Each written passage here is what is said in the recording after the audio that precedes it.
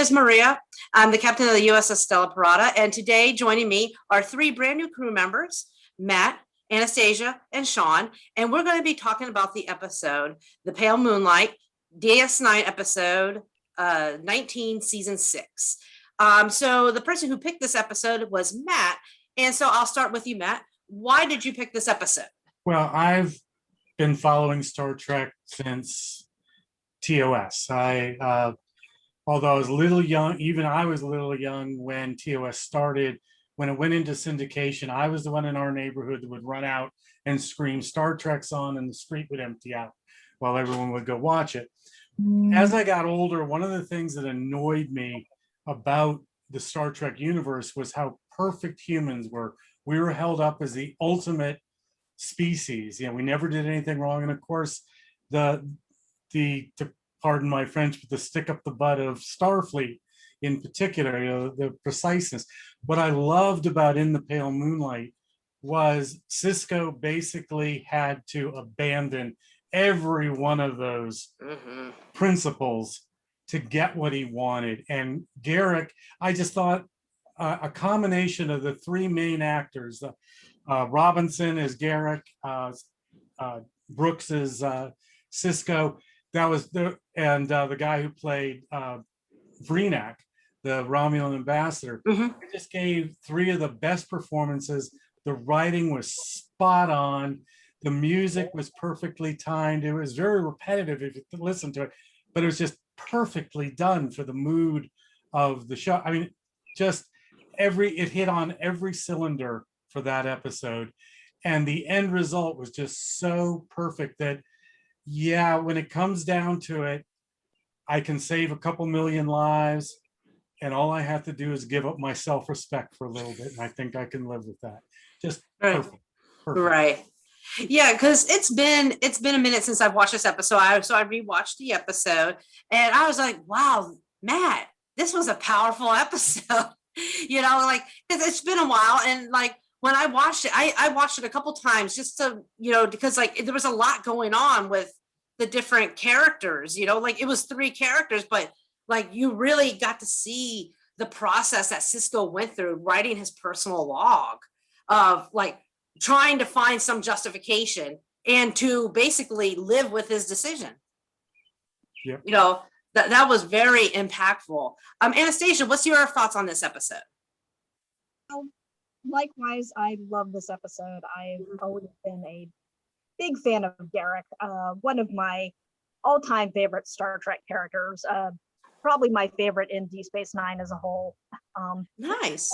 Back in the day, I was actually part of the Andy Robinson fan club. I interviewed him for his Plain and Simple fanzine magazine back in the day. So I love any episode with Garrick. Any episode with Garrick, usually turns out to be a classic.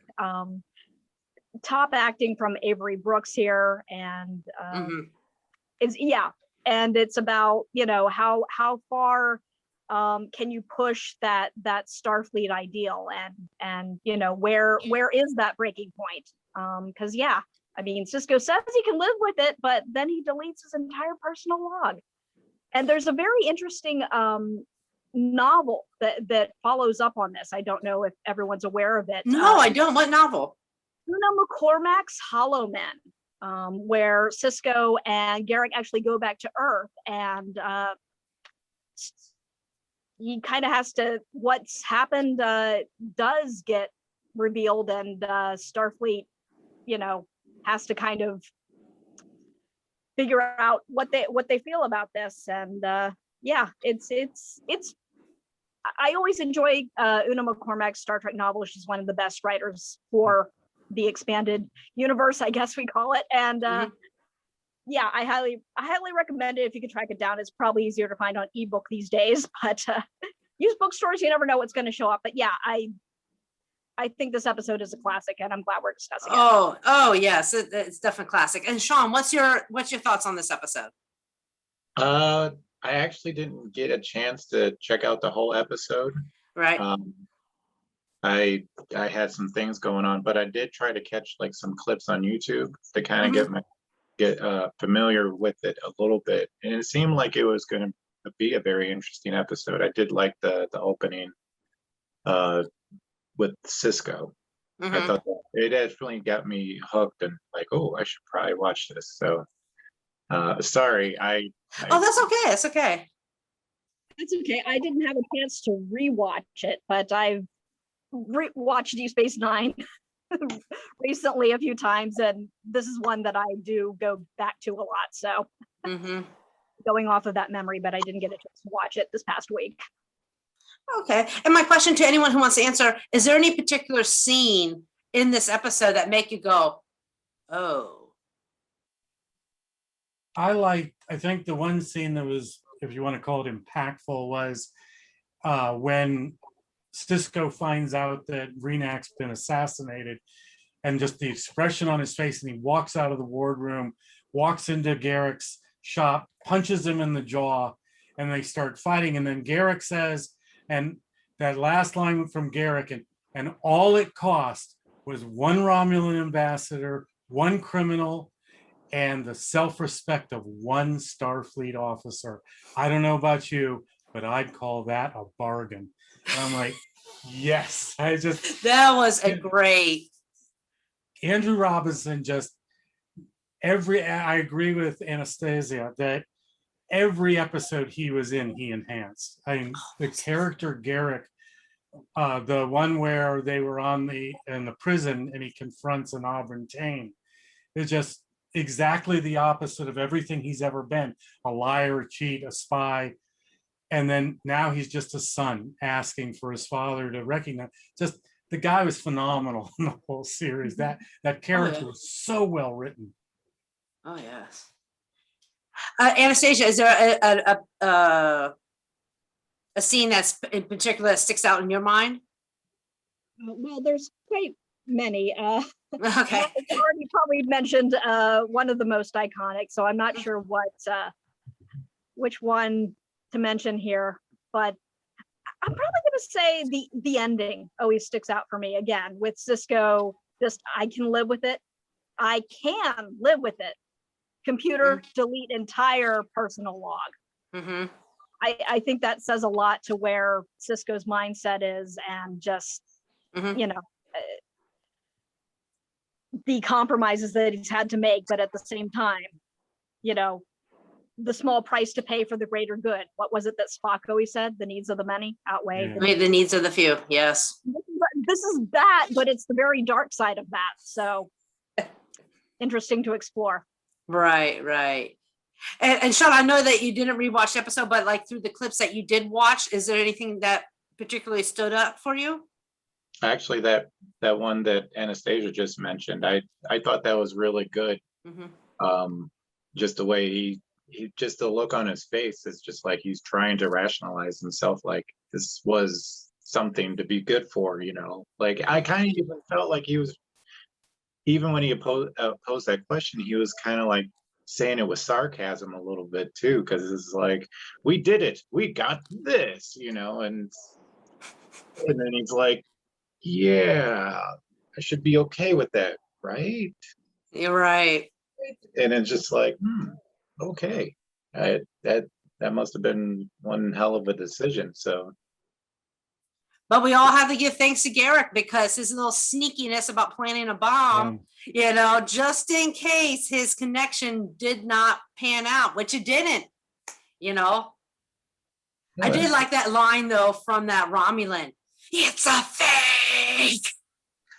I'm like, go. Yeah, chew up some scenery. Memes.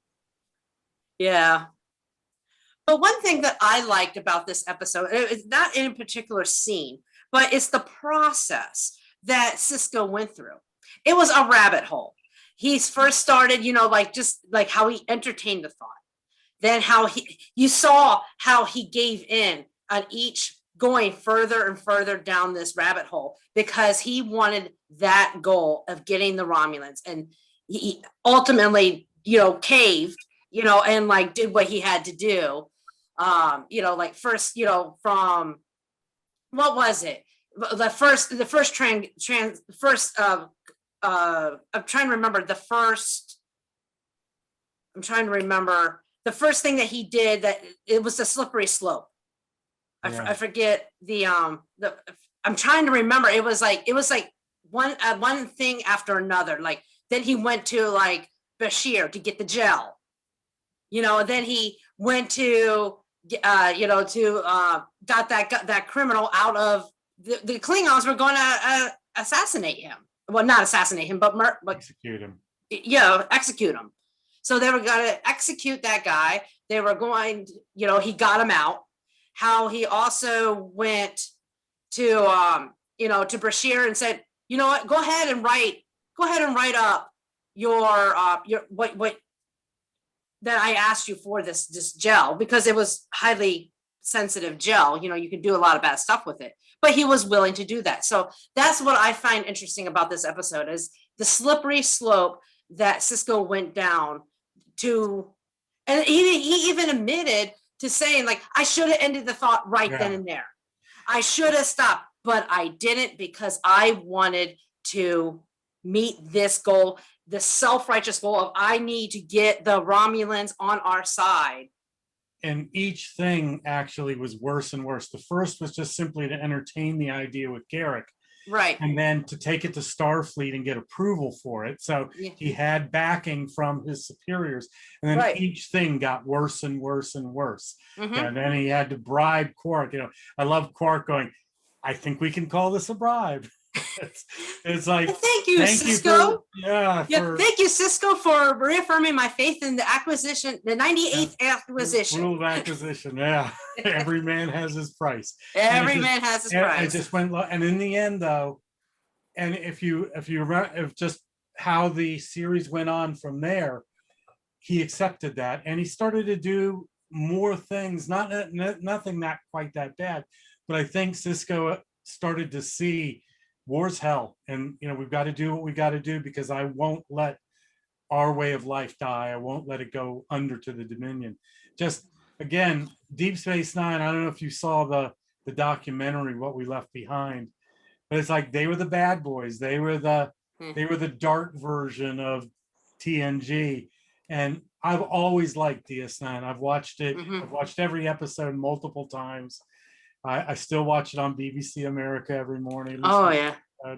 And it just, I think that the writers in Deep Space Nine were given more leeway than any of the other episodes, any of the other series, and they ran with it.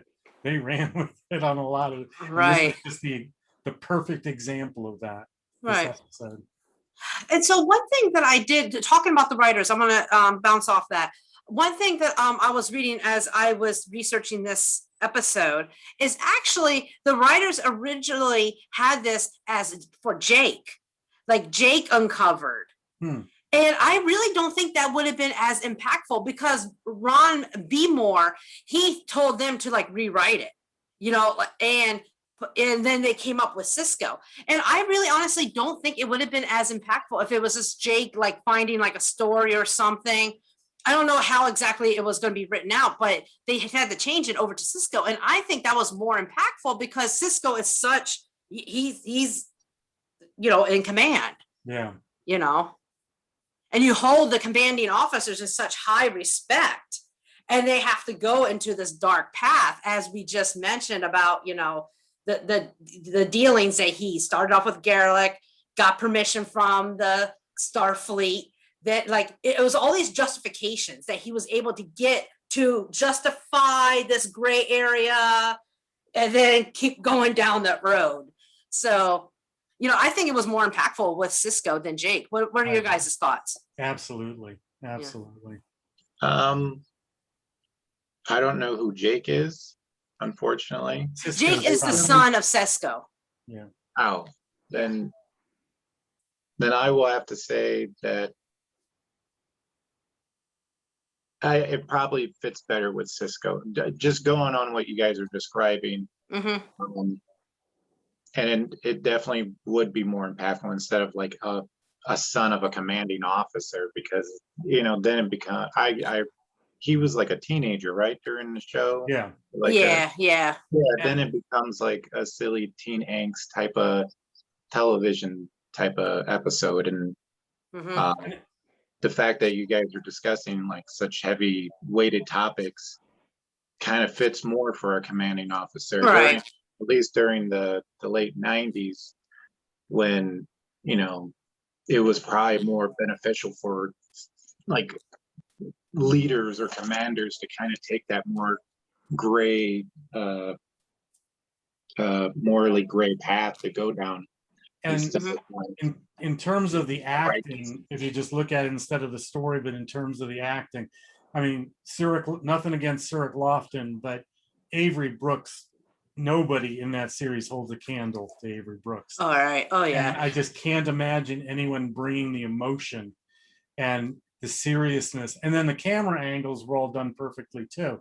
Mhm. The way, you know, they do a side shot or a front shot, he's talking to the camera, and just the mannerisms that Avery Brooks used, it just exemplified a commander making the hardest decision of his career. Right. I think anything else would have just been just another story, someone telling a story. Mhm. I did like that, at least the couple of clips I did see where Cisco was talking to the camera, and it definitely seemed like he was trying to convince himself to the audience that he had to make these decisions, you know, these tough decisions, and he's trying to convince him, like, yeah, I did okay, right? You know, like if he didn't ask that question, I don't know if that would have worked as well. I'm not sure. It's kind of tough for me to kind of give my opinion since I literally saw the beginning and the middle, or like the beginning and the end, and like one clip where apparently someone got stabbed. So I'm like, okay, that sounds interesting. So, and the only why I recognize, or I kind of was more interested, is because I recognized the actor behind the heavy makeup, the one that doesn't have eyebrows and a sucked in face. He's I think I don't know who he is, but I think he was kind of like shoot, I'm sorry, but I know that actor just passed away. So Oh, Odo. yeah, Yeah. When Yeah. that- Yes. yeah, that actor just passed away, and I was like, oh yeah, he was in that. I Yeah. can't remember what else he was in, but